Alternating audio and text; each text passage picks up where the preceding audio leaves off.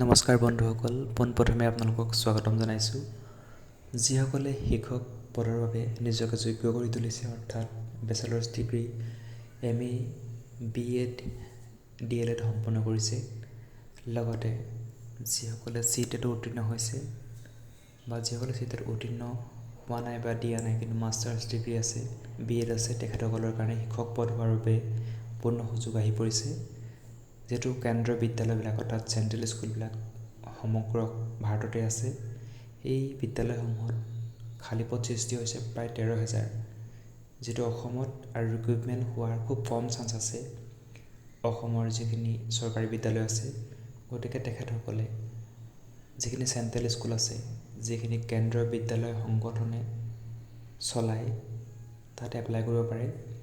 5 ডিচেম্বৰৰ পৰা online apply হ'ব আৰু তেখেতসকলে নিজৰ যোগ্যতা অনুযায়ী বিভিন্ন পদত primary teacher, music, principal, train graduate teacher, post graduate teacher আজি বিভিন্ন ভাগত এপ্লাই কৰিব পাৰে। প্ৰায় 13,000 পদ আছে আৰু স্বচ্ছ নিকাভাৱে নিযুক্তি হ'ব ইয়াত। ৰেগুলাৰ পোষ্ট হয়, দৰমহা স্কেল যথেষ্ট পৰিমাণে উন্নত দৰমহা স্কেল আছে আৰু সৰ্বোপৰি যিসকলৰ ইংৰাজীত নলেজ আছে তেখেতসকলৰ কাৰণে বেছি এটা সুবিধাজনক হ'ব।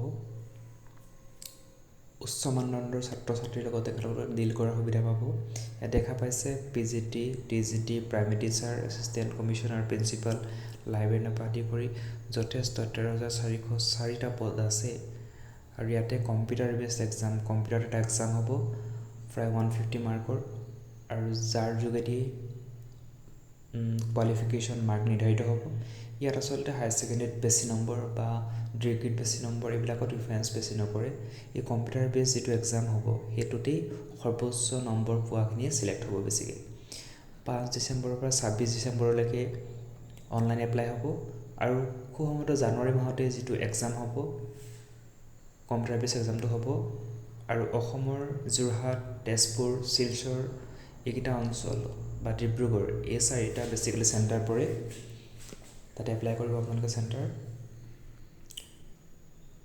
এই চিলেকশ্যন প্ৰচেছখিনি কৰিবলৈ যাওঁতে যিখিনি CTETত যিখিনি কুৱেশ্যন আহে, এই কুৱেশ্যনখিনি কম্পিউটাৰ বেছ এক্সামৰ মূল বিষয়বস্তু, অৰ্থাৎ কম্পিউটাৰতে এনচাৰ কৰিব লাগিব। হয়, সময়টো খালি অতি গুৰুত্বপূৰ্ণ ইয়াত।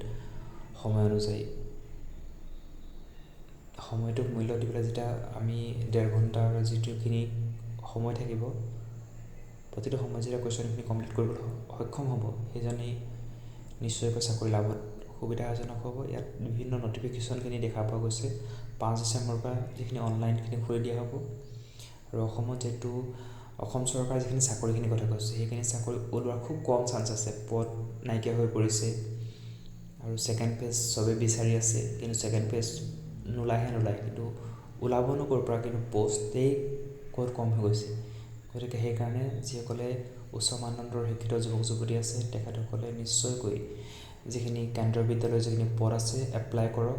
অসমৰ ছাত্ৰ ছাত্ৰীয়ে যথেষ্ট প্ৰিফাৰেঞ্চ পাব। জেনেৰেল কেটেগৰীখিনি EWS চাৰ্টিফিকেট ছাবমিট কৰিব পাৰিব তাত। আৰু ফেজ ৱাইজ আপোনালোকে ফোনতেই এপ্লাই কৰিব পাৰিব ধুনীয়াকৈ। ডকুমেণ্টছখিনি আপলোড কৰি দিব। ইয়াৰ পিছতে কম্পিউটাৰত খালি প্ৰেক্টিছটো কৰক, এক্সামটো দিব যাতে কম্পিউটাৰত প্ৰেক্টিছ কৰক। এনেই পঢ়ি পেলাই বা OMR বিলাক গৈতো লাভ নাই। গতিকে যিটো কম্পিউটাৰ এক্সাম হ'ব, নিশ্চয়কৈ ঘৰতে যদি লেপটপ আছে বা যদি ওচৰত যদি লেপটপ আছে তেতিয়াহ'লে সেই কম্পিউটাৰ যোগেদি ক্লিক কৰি কিনি এক্সামটো চেষ্টা কৰক। সকলোৱে শুভেচ্ছা থাকিল, ধন্যবাদ।